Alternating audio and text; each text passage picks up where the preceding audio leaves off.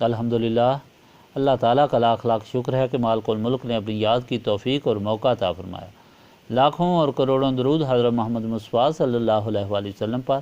جن کے طفیل مالک الملک نے یہ مہربانی عطا فرمائی۔ سامعین کرام، اللہ تعالیٰ نے قرآن پاک میں ارشاد فرمایا، اعوذ باللہ من الشیطان الرجیم، بسم اللہ الرحمن الرحیم۔ اور نہیں ہے یہ قرآن کہ گھڑ لیا گیا اسے اپنی طرف سے اللہ تعالیٰ کے سوا، بلکہ یہ تو تصدیق کرنے والا ہے اس وحی کی جو اس سے پہلے نازل ہو چکی ہے، اور الکتاب کی تفصیل ہے، اور اس میں ذرا شک نہیں کہ یہ رب العالمین کی طرف سے ہے۔ کیا یہ کہتے ہیں کہ اس نے خود گھڑ لیا ہے اسے؟ آپ صلی اللہ علیہ وآلہ وسلم کہہ دیں کہ تم بھی لے آؤ ایک صورت اس جیسی اور بلا لو جن کو تم بلا سکتے ہو اللہ تعالیٰ کے علاوہ، اگر تم سچے ہو۔ بلکہ انہوں نے جھٹلایا اس چیز کو جس کو وہ پوری طرح نہ جان سکے، اور نہیں آیا ان کے پاس اس کا انجام۔ اس طرح جھٹلایا انہوں نے جو اس سے پہلے تھے۔ پھر دیکھ لو کیا انجام ہوا ظالموں کا، اور ان میں کچھ ایمان لائیں گے اس پر اور کچھ ایمان نہیں لائیں گے اس پر۔ آپ صلی اللہ علیہ وآلہ وسلم کا رب خوب جانتا ہے مفسدوں کو، اور اگر وہ آپ کو جھٹلائیں تو کہہ دیجئے کہ میرے لیے میرا عمل ہے اور تمہارے لیے تمہارا عمل۔ تم بری و ذمہ ہو اس سے جو میں کرتا ہوں، اور میں بری و ذمہ ہوں اس سے جو تم کرتے ہو۔ اور ان میں سے کچھ کان لگاتے ہیں آپ صلی اللہ علیہ وآلہ وسلم کی طرف، تو کیا آپ صلی اللہ علیہ وآلہ وسلم سناتے ہیں بہروں کو، تھا وہ کچھ نہ سمجھتے ہوں۔ اور ان میں سے کچھ دیکھتے ہیں آپ صلی اللہ علیہ وآلہ وسلم کی طرف، تو کیا آپ صلی اللہ علیہ وآلہ وسلم راہ دکھاتے ہیں اندھوں کو، خواہ کچھ نہ دیکھتے ہوں۔ یقیناً اللہ تعالیٰ ظلم نہیں کرتا لوگوں پر ذرہ برابر، لیکن لوگ ہی ہیں جو اپنے نفسوں پر ظلم کرتے ہیں۔ پچھلے فرمان میں اللہ تعالیٰ نے یہ بیان فرمایا کہ جس اللہ تعالیٰ کی طرف تمہیں بلایا جاتا ہے، جس کی عبادت کے لیے تمہیں پیدا کیا ہے اور جس کے بغیر کوئی معبود نہیں، وہ کون ہے؟ فرمایا وہی خالق ہے، وہی مالک ہے، وہی پیدا فرماتا ہے، وہی زندہ کرتا ہے۔ کائنات کا ذرہ ذرہ اس کی تخلیق ہے اور اس کے حکم کا پابند ہے۔ سورج، چاند، ستارے، دن رات، زمین، آسمان اور جو کچھ ان میں ہے، سب اس کی ملکیت اور اس کی اطاعت میں چل رہے ہیں۔ وہی رب ہے ہر چیز کا، اور ربوبیت فرماتا ہے ہر چیز کی۔ کوئی اس کی صفات میں شریک نہیں، کوئی اس کی ذات میں شریک نہیں، اور کوئی اس کے اختیار میں شریک نہیں۔ سب اس کی مخلوق ہے،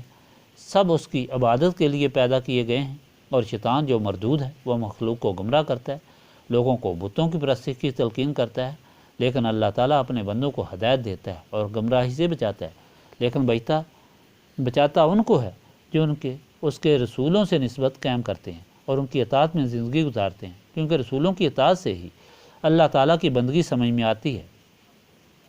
اور اس پر چل کر انسان اللہ تعالیٰ کا بندہ بن سکتا ہے۔ اگر نسبت رسولی حاصل نہ ہو تو دل و دماغ ظلمت میں ڈوبے ہوتے ہیں، اچھائی اور برائی میں تمیز حاصل نہیں ہوتی، شیطان بہکاتا رہتا ہے۔ یہ فرق کہ اللہ تعالیٰ کی عبادت کیا ہے اور شرک کیا ہے، اطاعت کون سی منع ہے اور کون سی اطاعت کے بغیر انسان صراط مستقیم پر نہیں چل سکتا، صرف نسبت رسولی صلی اللہ علیہ وآلہ وسلم سے ہی سمجھ میں آ سکتا ہے۔ اس لیے اللہ تعالیٰ کا بندہ اور رسول صلی اللہ علیہ وآلہ وسلم کا غلام بننے کے لیے نسبت رسولی صلی اللہ علیہ وآلہ وسلم ضروری ہے۔ آج کا فرمان بھی منکرین کے لیے جواب ہے، جو منکرین شیطان کی ماں پر بہکتے رہتے ہیں اور اللہ تعالیٰ کے آخری رسول اور اللہ تعالیٰ کی آخری کتاب سے منکر رہتے ہیں۔ جب ان لوگوں کے پاس ہدایت کا کوئی جواب نہ بن پڑتا، اپنے ظلم و گمان اور شیطان کی ایما پر کبھی اس اللہ تعالیٰ کی ہدایت یعنی قرآن پاک کو حضور پاک صلی اللہ علیہ وآلہ وسلم کی بنائی ہوئی کتاب کہتے ہیں، کبھی حضور پاک صلی اللہ علیہ وآلہ وسلم کے معجزات کو جادو کہتے ہیں، اور کبھی شاعری، لیکن کسی جواب پر بھی وہ مطمئن نہ ہو سکے،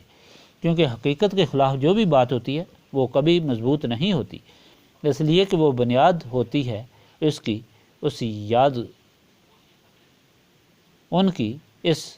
یا وہ گوئی کے جواب ہیں کہ یہ حضور کی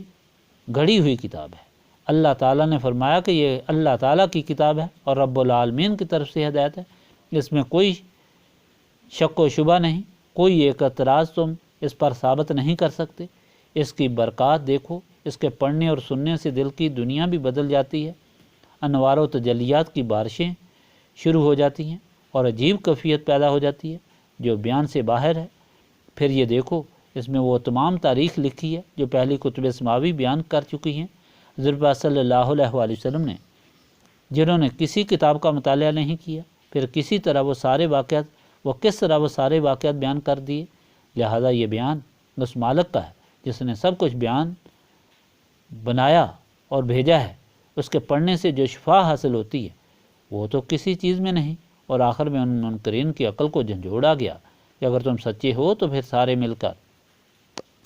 اس کی ایک صورت کے مقابلے میں ایک صورت بنا لاؤ جو وہ کبھی نہیں بنا سکتے اور نہ بنا سکیں گے، چانچہ یہ قرآن کا معجزہ ہے کہ سارے دانشمند اور عالم فاضل اس جیسا کلام پیش کرنے سے آج تک قاصر رہے۔ آخر میں حضور پاک صلی اللہ علیہ وآلہ وسلم کو حکم دیا گیا کہ ان کو کہہ دو کہ تمہارا رب تمہاری شرارتوں سے واقف ہے، اگر ایمان نہیں لاتے تو تمہاری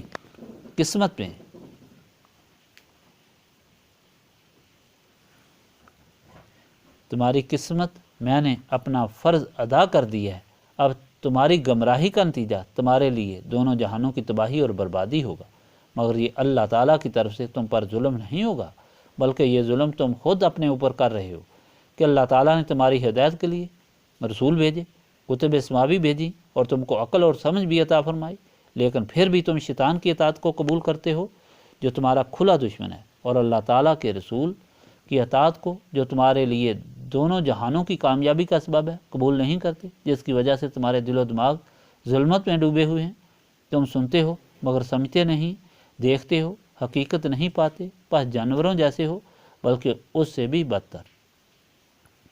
سامعین کرام، یہاں بھی جس چیز پر زور دیا گیا ہے وہ نسبت رسولی صلی اللہ علیہ وآلہ وسلم ہے۔ حکم ہوا کہ دل و دماغ رکھنے کے باوجود تم اللہ تعالیٰ کی کتاب پڑھتے اور سنتے ہو، اللہ تعالیٰ کے رسول کی طرف دیکھتے ہو، مگر تم پر کوئی اثر نہیں ہوتا، کیونکہ تمہارے دل و دماغ شیطان کا تسلط اور تمہارے دل و دماغ ظلمت میں ڈوبے ہوئے ہیں۔ تم اچھائی اور برائی میں تمیز نہیں کر سکتے۔ اگر اطاعت رسول صلی اللہ علیہ وآلہ وسلم سے نسبت رسولی صلی اللہ علیہ وآلہ وسلم حاصل کرتے تو یہ ظلمت دور ہو جاتی، دل و دماغ روشن ہو جاتے اور تمہیں صراط مستقیم معلوم ہو جاتا، اللہ تعالیٰ کی ہدایت سے مستفید ہوتے، اور پھر اللہ تعالیٰ کے بندے اور رسول صلی اللہ علیہ وآلہ وسلم کے غلام بن کر اللہ تعالیٰ کی نعمتوں کے حقدار بن جاتے۔ سامعین کرام، اسی وجہ سے نسبت رسولی صلی اللہ علیہ وآلہ وسلم حاصل کرنے کے لیے یہاں زور دیا جاتا ہے اور یاد الہی کرائی جاتی ہے۔ اللہم صلی علی سیدنا محمد وعلی آلہ وصحبہ صلاۃ تکون لنا امان من کل خوف، لا الہ الا انت سبحانک انی کنت من الظالمین، ربنا آتنا فی الدنیا حسنۃ وفی الآخرۃ حسنۃ وقنا عذاب النار۔ استغفر اللہ العظیم الذی لا الہ الا هو الحی القیوم واتوب الیہ، استغفر اللہ العظیم الذی لا الہ الا هو الحی القیوم واتوب الیہ، استغفر اللہ العظیم الذی لا الہ الا هو الحی القیوم واتوب الیہ، ربنا تقبل منا انک انت السمیع العلیم وتب علینا انک انت التواب الرحیم۔